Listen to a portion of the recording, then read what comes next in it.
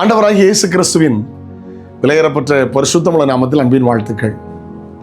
இந்த காலையில் உங்களை சந்திப்பதில் மகிழ்ச்சி அடைகிறேன். நாள் உங்களுக்கு ஆசீர்வாதமாய் மாறுவதாக. உங்கள் பிரயாசத்துக்கு ஏற்ற பலனை கர்த்தர் உங்களுக்கு தருவார்.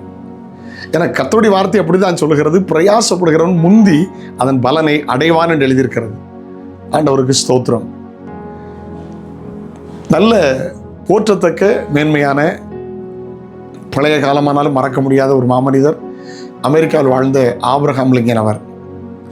அவருடைய வாழ்க்கையில் நாம் கற்றுக்கொள்ள வேண்டிய, படிக்க வேண்டிய ஏராளமான பாடங்கள் உண்டு. ஆமேன். ஒரு முறை சின்ன வயதாக இருந்தபோது அவங்க வீட்டில் மாடுகள் இருந்தது.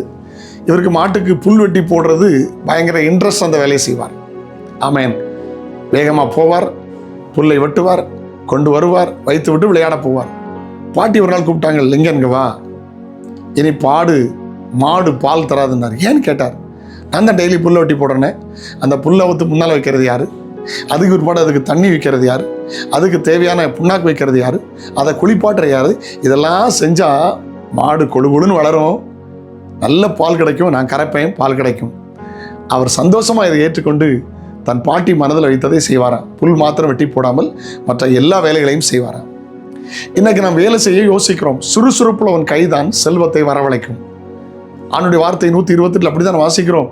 வாசிக்க கேட்கலாம். 128:2 வாசியுங்கள். உன் கைகளின் பிரயாசத்தை நீ சாப்பிடுவாய். கைகளின் பிரயாசத்தை நீ சாப்பிடுவாய். உனக்கு பாக்கியமும் நன்மை உண்டாயிருக்கும். ஆமென். உனக்கு பாக்கியமும் நன்மை உண்டாயிருக்கும். பிரயாசப்படுங்கள், முந்தி பலனடையுங்கள். இயேசு உங்களை ஆசீர்வதிப்பார்.